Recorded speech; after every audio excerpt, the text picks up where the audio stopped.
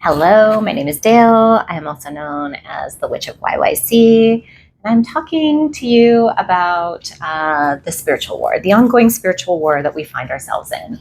And what I'm doing is I'm just pulling a few cards to see what kind of themes I'm supposed to talk about when it comes to what's going on in the world here. And I want to start just by saying that this is based on my experiences over the past few years. Well, really over my life, but in particular the past few years and what I've been experiencing and witnessing out in the world as well as with my clients. And it doesn't necessarily mean that this is 100% going to resonate with everyone. Totally fine if it doesn't resonate with you, or if you find yourself with a completely different perspective of what's going on in the world. I think that that's what's so great about humanity, is that we can look at things from different perspectives and share that. And I like to come to things with an open mind.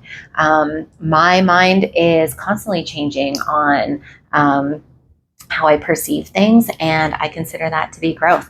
So I just wanted to put that out there, that if this doesn't resonate, no problem. If you have questions, awesome. If you want to debate, cool, let's do it. Okay, but when I'm looking at the spiritual war, I'm looking at this, almost feels like this, these two worlds that are emerging right now. One that I feel is going down a little bit of a darker path, and the other that is going in towards a lighter path. And while we need both, there's that need for cosmic balance and order. I'm choosing to transmute the darkness, the shadow, to the light and move in that direction. So if you're with me, here are some of the messages that are coming up in the collective. So the first one here is Moon in Scorpio, number 8. So I think of the 8th house, which is traditionally ruled by Scorpio, and the moon, which is our intuition, it's our inner world, it's our inner expression of emotions, and being in Scorpio, that brings us to our subconscious. So the deepest kind of recesses of our mind and our shadow. And often our shadow is expressed through our emotions, through our emotional lens. And it can often feel like that, like just staring up into the abyss. But what I think that this is really bringing up is the importance of doing the shadow work and meeting these deeper parts of yourself and acknowledging them and appreciating where they're coming from and why they're coming through, and really acknowledging the role that they play in your soul evolution, and how that can in turn help you to help others, right? One of the astrologers that I follow, he always says that where we are broken, that's where the light can shine in. And I think Moon in Scorpio, looking into our shadows and our reactions and our emotional expression from that lens, is exactly that. In those places where we're broken, that's where the light can come in. So that's why I think that the shadow work is so important, and meeting these places of yourselves. They also say that you can only go as high as in relation to how deep you have gone, right? And you can only meet your others as deeply as you've met yourself. All of these cliches come together, I think, to be Moon in Scorpio, and there's a real power in that. The power of the light comes from that reflection, that deep reflection, and ability to go there. And power is something that can shape intentions, and it's something that needs to be yielded, I think, with responsibility. And the deeper you go and the more compassion and empathy and forgiveness that you have for yourself is going to come through in your interactions with others, in particular during the spiritual war that we find ourselves in. Okay. Decisions. So we have Mars in Gemini, number 3. So, the third house of communication and analytical processing and logical thought. And I like the chessboard here because often it feels like life is a game. Life is a strategic game. Sometimes we feel like we're the pawn. Sometimes we feel like we're the queen or the king with that presence. Sometimes we feel like we're being played by the universe, right? But ultimately, we do have free will, and we're all given this decision making power where we can choose how we are going to interact and relate with others, where we can choose what our reactions are going to be when faced with situations that are uncomfortable. And ultimately, we have a decision as to how we want to shape our future and what we want to do going forward. So Mars is action. This is all about that warrior spirit, our drive, our ambition. It's our sexuality. It's our passion. It's all of these, exciting, aggressively fueled emotions and actions. But Gemini asks us to think about it, right? To really weigh the pros and the cons and the options and make sure that we're making sound, logical decisions that will serve us going forward, that will serve the collective. Are we being strategic or are we being impulsive, right? Are we thinking about our actions and how it's going to impact others and the world? Or are we just kind of winging it, right? I think that there is a balance here where trusting our intuition and moving from the heart space is important. But also when we're being faced with so much, there's so much going on, it can be overwhelming. Taking the time to think about our actions before impulsively moving on them, not a bad idea. So I like that one came up. And then finally, we have speculation, which is Jupiter in Cancer. Jupiter is going to move into Cancer on the 9th of this month. So Jupiter is in the final degrees of Gemini right now and will be moving into Cancer where it is exalted, meaning it loves being in Cancer. This is a space of expansion, of nurturing, of really being able to hold space for those around you, because Jupiter is abundant. Jupiter has so much to give, and so does Cancer. This is a very giving sign of the zodiac, right? It's like that mother, that really the nurturer. And when we think of speculation in this context, to me, this is really about, again, taking a look at where we are spending our energy and are we making informed decisions? Are we thinking about what is going to be in the highest good of all?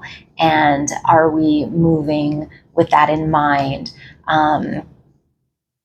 The crab, I'm just really being drawn to the crab energy here because it's that hard exterior, but a very sensitive inside, right? So it's almost like putting on this shell, this mask, this wall, to protect yourself, right? And I think what we're being asked to do is to look at each other in this forgiving light, in this way where we don't have to set these strong boundaries with each other. I think it is important to have boundaries, and I'll talk about this in one of my next posts, because in this spiritual war, there are, like, let's be honest, there are adversarial energies, even entities where people are experiencing spiritual and psychic attacks. And I mean, whether that's intentional or unintentional, from wherever the source of those attacks are coming from, it is happening. And so there is a need to set some boundaries, but at the same time to open ourselves up and to find a place of vulnerability in our safe spaces. So I think that that's what this card is really asking us to do, because the number 4 is about that foundation, that home base, that stable security, that family support, whether that's your actual blood family or your soul family, your soul tribe, and sharing, holding space, trusting each other, and being in that supportive environment. Yeah. And finally, I'll see if there is a message here, what we need to focus on from a collective chakra. Oh, okay. 3 of them. So we have passion. Okay, so desire, fun, fulfillment, and joy. Love this so much. I think, we're in very serious times right now, but as serious as things are, there's still a space for joy and to hold that frequency and that vibration, to find the things that we're passionate about. I think this goes to the Mars card as well, and to operate from that space and live from that space, because this is an exciting time, and there is some fulfillment that we can find in that. Divine consciousness, so interconnection, expansion, oneness, and light. Again, I think this speaks to some of that Jupiter energy. And this divine consciousness, so we are individually experiencing this realm. However, we ultimately are one. And this illusion of separation is very cool that we get to experience. But ultimately, there is this interconnection between every single being, every single thing in this realm. And I think, that finding that joy, finding this sense of divine consciousness is how we can heal collectively and really find a way to heal the wound, I guess, the collective wound that we are experiencing. And then the last one is will. And this is expression, assertiveness, self-control, and direction. And I love that this card came up as well, because I think it goes with the power and the decision card as well, that that there is a level of action that we need to take, and the will to work together, to stand up for what we think is right, to express our perspective and our truth, and to find the direction that we want the world to move in, and how do we help usher this in together. So this will comes in very strongly, because as we go through these challenges and these tests and these trials, because it's not going to be all sunshine and rainbows. There are challenges, and there are opportunities for growth, what I like to call them, and having this self-control, this assertiveness, and really knowing what your direction is and having the will to continue on that path is going to be paramount. And I love that it's the turtle, right? Because we have all those fairy tales or whatever, parables, I don't know what they're called, with the tortoise and the hare, and slow and steady wins the race, and how the turtle is so resilient and yes, maybe moves slow, but ultimately achieves its goal and gets things done. This is not going to happen quickly. We're not going to wake up tomorrow and the Galactic Federation is going to come in and save the world. Some people really believe this, and that's cool. That's not what I've experienced. That's not what I think is going to happen. I could be wrong. I would be pleasantly surprised. But I think that this is going to be a journey. And yes, people are waking up at unprecedented levels. And yes, we are finding the light and transmuting the dark and doing the work and all the things that we need to do. But it is a slow process. We are in the physical realm, and this is the slowest of all the realms. Things happen very quickly in the spiritual, and emotionally we can get there, but physically, the actual changes that we need to go through in order to find this harmonic resonance in the realm is going to take a while, and we'll need the will to see it through. So yes, those are the messages for today.